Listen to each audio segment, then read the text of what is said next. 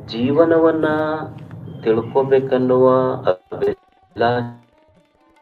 ಎಲ್ಲರಲ್ಲಿ ಇದ್ರೂ ಎಲ್ಲಿ ನಿಂತು ಜೀವನವನ್ನ ನಾವು ಅರ್ಥ ಮಾಡ್ಕೋಬೇಕು ಅನ್ನೋದು ಬಹಳ ಮುಖ್ಯ ಐತಿ. ಏನ್ ನಿಮ್ 3 ಸರ್ಕಲ್ನಾಗ ನಿಂತು ನೋಡಿದ್ರೆ ಜೀವನ ಅರ್ಥ ಆಗ್ತೈತೆ.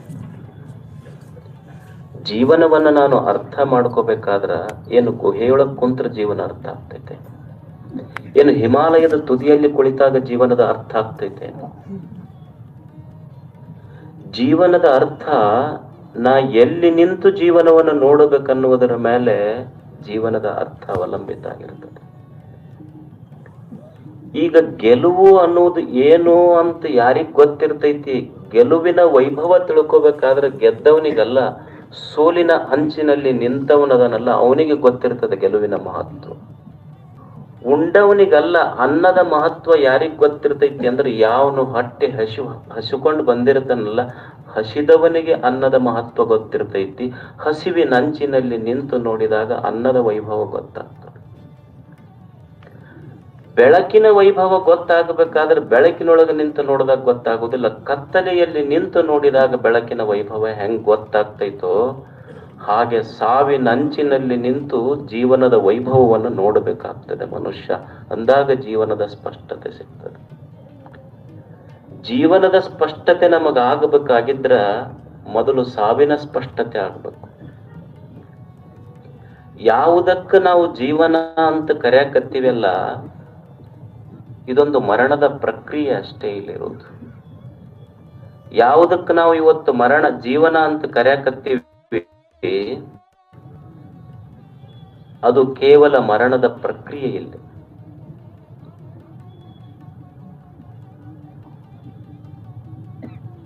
ಯಾವುದಕ್ಕೆ ನಾವು ಜೀವನ ಅಂತ ಕರೆಯಕತ್ತೀವಿ ಅದು ಕೇವಲ ಮರಣದ ಪ್ರಕ್ರಿಯೆ.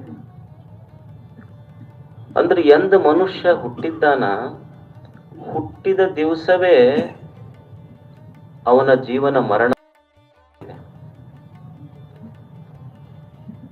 Death is written before date of birth.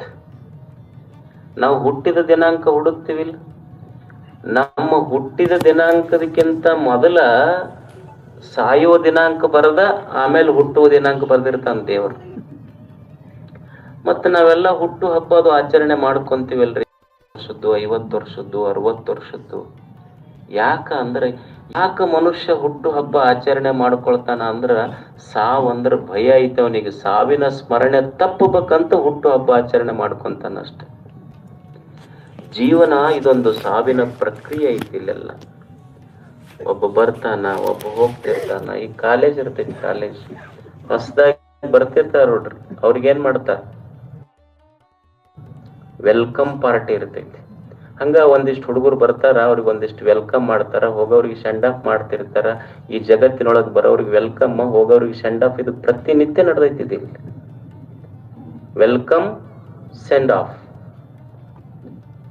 ಈಗ ಹೊಸ ಶೋರೂಮ್ ಇರ್ತಾವ ನೋಡ್ರಿ, ನೀವು ಕಾರ್ ಗಾಡಿ ಅವೆಲ್ಲ, ಅವು ಹೊಸ ಕಾರ್ ಗಾಡಿಗೆಲ್ಲ ಮುಂದ್ ಫ್ರಂಟ್ ನಿಂದಿರ್ಸಿರ್ತಾರ. ಅವಕ್ಕ ಯಾವಕ್ಕ?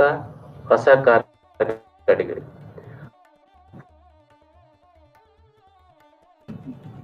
ಹಂಗ ಯಾವ ಹೊಸ ಮಕ್ಕಳು ಬರ್ತಾವ, ಮುಂದಲ ಶೃಂಗಾರ ಇರ್ತೈತಿ, ಮುದುಕರಾಗಿದ್ದ ಕೇಳಾಕ್ ಬರ್ಲಿರ್ದಕ್ ಹಿಂದಕ್ ಕೊಟ್ಟಿಗೆಗ್ ಹೋಗದ್ಬಿಡ್ತಾರ. ಅವಕ್ಕೆ ಗ್ಯಾರೇಜ್ನಾಗ ಹೋಗದಂಗ ಅವಷ್ಟ. ಹೊಸದಾಗಿ ಬಂದವ್ರಿಗೆ ಹೆಂಗ ತೊಟ್ಟಿಲಿಗೆ ರೆಡಿ ಆಗ್ತಿರ್ತೈತಿ, ಮುದುಕರಿಗೆ ಒಂದು ಚಟ್ಟವು ರೆಡಿ ಆಗ್ತಿರ್ತೈತಿ. ಇದು ನಿಸರ್ಗದ ನಿಯಮ, ಇಲ್ಲೇನು ತಪ್ಸಕ್ ಆಗೋದಿಲ್ಲ ಅಷ್ಟೇ. ಬುದ್ಧ ಬಹುದೊಡ್ಡ ದಾರ್ಶನಿಕ. ಅವನು ದೇಶ ಸಂಚಾರ ಮಾಡ್ತಾ ಮಾಡ್ತಾ ಮಾಡ್ತಾ ಬರ್ತಾ ಇದ್ದ. ಅವನ ಬಹು ಗುರುಗಳ ಪ್ರೀತಿಗೆ ಪಾತ್ರರಾದವರು, ಬುದ್ಧನ ಪ್ರೀತಿಗೆ ಪಾತ್ರರಾದವರು. ಒಂದು ದಿವಸ ಬಿಹಾರದ ಒಂದು ಊರಿನಲ್ಲಿ ಬುದ್ಧ ಹಾದು ಹೋಗಬೇಕಾದ್ರೆ ಬುದ್ಧನ ಒಬ್ಬ ಶಿಷ್ಯ ಸಂತೋಷ ಆತ, ಗುರು ನನ್ನ ಊರಿನ ಮೇಲೆ ಹಾದು ಹೊಂಟನಲ್ಲ ಅಂತ. ಗುರುಗಳು ಬಂದ್ರು. ಶಿಷ್ಯನಿಗೆ ಯಾಕೆ ಸಂತೋಷ ಆತಂದ್ರ, ಯಾವಾಗ ಗುರುವಿನನ್ನು ಬಿಟ್ಟು ಬಂದಿದ್ದ, ಬಂದ ಮೇಲೆ ಅಲ್ಲಲ್ಲಿ ಬೌದ್ಧ ವಿಹಾರಗಳನ್ನ, ಬೌದ್ಧ ಸ್ತೂಪಗಳನ್ನ ನಿರ್ಮಿಸಿದ್ದಾತ.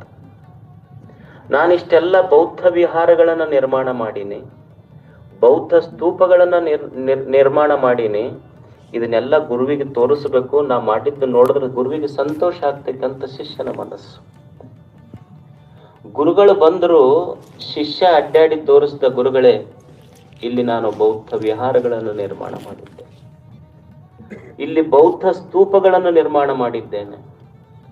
ಗುರುಗಳೆಲ್ಲ ಹಿಂಗ ಸುಮ್ಮನೆ ಬುದ್ಧ ಅದರ ಮೇಲೆ ಕಣ್ಣಾಡಿಸಿ ಬಂದು ಸುಮ್ಮನೆ ಕುಳಿತ. ಶಿಷ್ಯನಿಗೆ ಆಶ್ಚರ್ಯ ಆಯ್ತು, ಅಲ್ಲ ಇಷ್ಟೆಲ್ಲ ನಿಮ್ಮ ಶಿಷ್ಯ ಇಷ್ಟೆಲ್ಲ ಬುದ್ಧ ವಿಹಾರಗಳನ್ನೇ ನಿರ್ಮಾಣ ಮಾಡಿದಾನ ಗುರುಗಳೇ, ನಿಮಗೆ ಸಂತೋಷ ಆಗ್ಲಿಲ್ಲ ಏನು? ನಾನು ನಿನಗೆ ಕಲಿಸಿದ್ದು ನಿರ್ವಾಣದ ಪಥವೇ ಹೊರತು ನಿರ್ಮಾಣದ ಪಥವಲ್ಲ.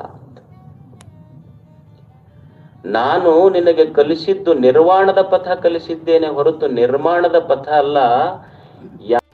ಈ ಜಗತ್ತಿನಲ್ಲಿ ನಿರ್ಮಾಣವಾಗಿದೆಯೋ ಒಂದು ದಿನ ಇದು ಎಂದು ತಿಳಿದುಕೊಳ್ಳುವುದೇ ನಿರ್ವಾಣ ಅಷ್ಟೇ. ಇದಕ್ಕೆ ನಿರ್ವಾಣ ಅಂತ ಕರೀತಾರೆ.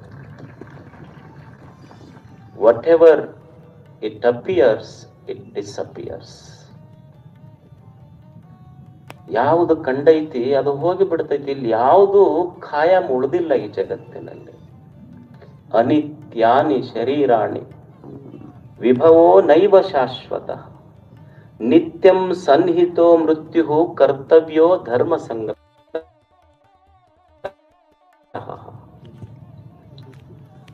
ಯಾವುದು ಖರೆ ಐತಿ ಇಲ್ಲಿ? ಸುಮ್ಮನೆ ಹಿಂಗೊಂದು ವಿಚಾರ ಮಾಡ್ರಿ.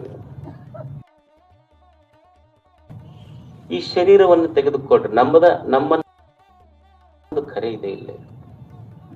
ಒಬ್ಬ ಕನ್ಯಾ ನೋಡು ಗುಂಗಿನ್ಯಾಗ ಹೋಗಿದ್ನ ಕನಸ್ ಬಿತ್ತವನಿ.